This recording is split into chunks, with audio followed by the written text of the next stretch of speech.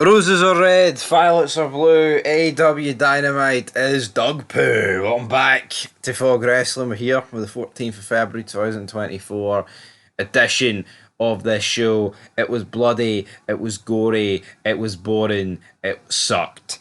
And let's just go straight into the start of this show, which of course featured Dax Harwood taking on John.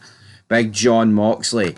Walk the plank Moxley. This guy, honestly, AEW just has a fetish these days of kicking off with matches that are like 20 odd minutes long. Now, to be fair, when the match goes on a reloop and cuts back on the stream and you actually thought it was about 10 times longer than it was, and that might affect the review. But the reality is, why do they do this gimmick of long ass matches, man? Anyway, it went about 20 minutes. John Moxley picks up the victory. I've no complaints here. I mean, I think Moxley is one of the few guys that have in that company that looks, I say looks half decent. I mean, he's WWE. He was booked strong in AEW a few years ago when he first came in. Recently, though, it seems like he's just his stock's plummeted. But he's got the maneuver locked in. Cash Wheeler comes in, boom, boom, boom. We then cut backstage. Don Callis, he's still rocking that scar that he got ages ago. He says that no one is good enough to take a shitter. So it looks like he's going to have to take a shitter like Vince McMahon on Janelle Grant's dome. No, essentially what he wants here is, what do you call? I can't remember the guy. Fuck's the guy. Is it Ricky Starks or is it Danny Garcia? Oh no, it's Will Ospreay. That's the guy. Will Ospreay will be taking on Take a Sheet at Revolution. He said his dad was a drunk and him and his brothers used to have to fight for their dad's entertainment, so that's what he's doing. Alright, then we had Wardlow taking on Barrett Brown. Throwaway match. Wardlow picks up the victory. We then cut to a runway. We have a private jet arriving. The Young Bucks pull up. They're still wearing the blood-stained clothes for last week. Like, I don't know, this just feels like a Samoa Joe gimmick for like 2005 TNA where he would batter Christopher Daniels, wipe his blood over his towel and keep the towel. You can almost buy that he would keep a towel, like a bloody towel, as like a trophy. But like, are we led to believe that the Young Bucks have actually been holding on to these clothes and wearing them for the past 7 days? Yeah, leaves a wee bit to the imagination, that one. Then we have a number one contendership for the AEW TNT Championship on this day.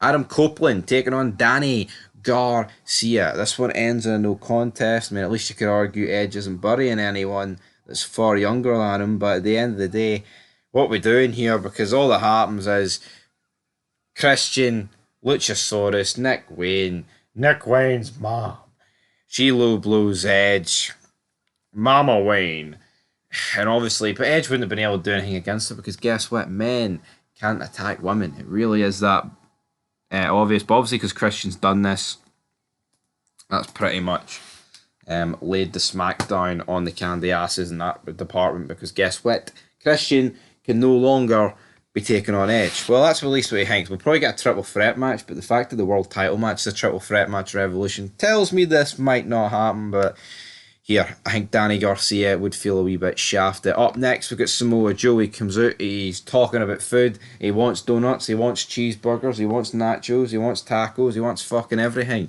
He wants a big bowl of chili with Christopher Daniels' manky bloody towel in it. But yeah, he's talking shit, man. He can come out in whatever colour of suit he wants. The guy, ever since Scott Steiner called him a fat bastard for about 3 years straight, I mean, this guy's went downhill. Out comes Swe Strickland. He says, whose house? Swerve's house. This guy's boring. He talks about how, 15 years it's took him to get to this point, even though he's like, oh, but I write my own destiny. They can't have it both ways about this gimmick, man, about, well, I've did 20 years in the Indies, 25 years being a bum, but now I'm here. And then also talking about the fact that they've worked their ass off and, they're the ones that determine what they do for themselves. I mean, I hate that. You can't go with that. Out comes Hangman Adam Page, of course. Last week, Edge, the rated R superstar, pointed out that he didn't know the difference between Swerve Strickland and Hangman Adam Page, which I thought was quite good. But yeah, I mean, these two are arguing with each other. Joe basically says, you know what, I've had enough of this domestic dispute. Come the pay-per-view, I'm going to whip both your asses. And that's it. That's your world title fucking, program. like, I mean, wrestling's dead, right? But at least when you look at WWE, when like the world title is being showcased, regardless of what brand, it's like it feels like the most important segment of that show.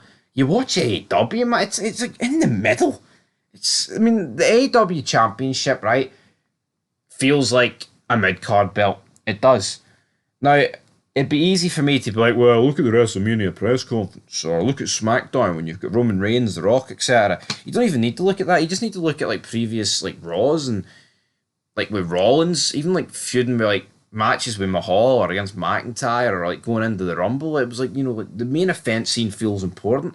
In AEW, man, it's a little bit flippy, dippy, pish matches kicking off the show with 25-minute single matches, and then your supposedly main event segment for the three guys involved in the main event match of Revolution's just thrown together like this, like a big bag of shite.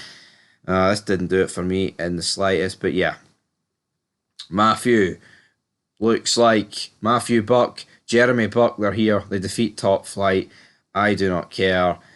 They were slabbering to the commentary team. Taz is like, I like you guys, but they weren't really digging it. Tony Schiavone then enters the ring.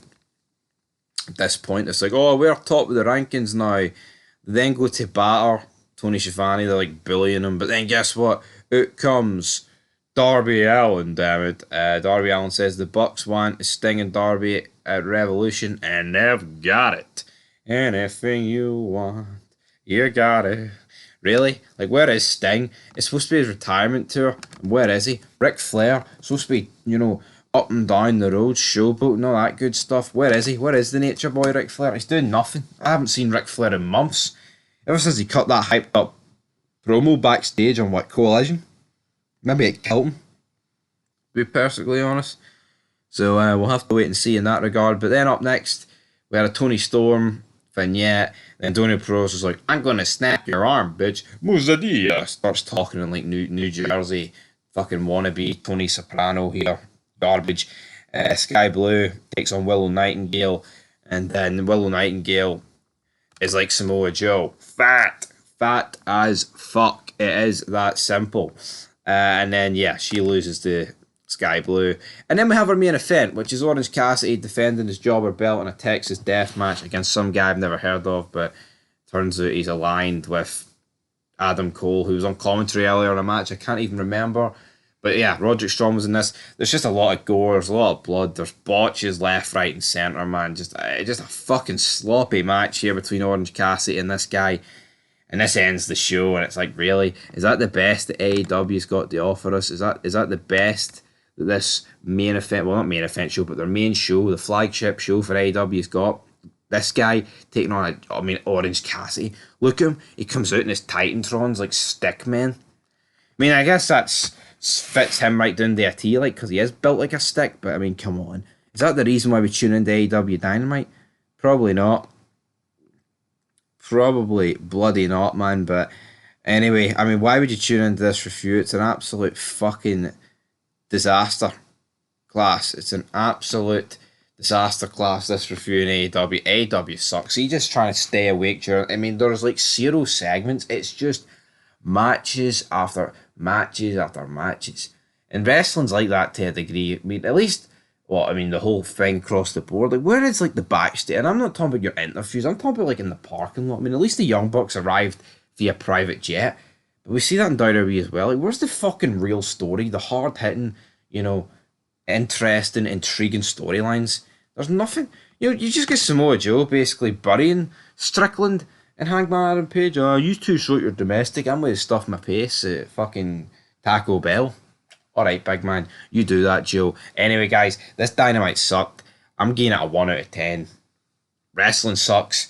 I mean, TNA is tomorrow. I can guarantee you TNA will just be as bad as this, but at least on Friday night, we've got the big dog. We've got the Tribal Chief, and then we've got the biggest dog of all time, Hollywood Rock, appearing on SmackDown. I mean, if that can't deliver a good show, then I truly do think that wrestling is screwed. But anyway, troops, I'm going to give this a 1. Till next time, that's it for Fog Wrestling, and peace.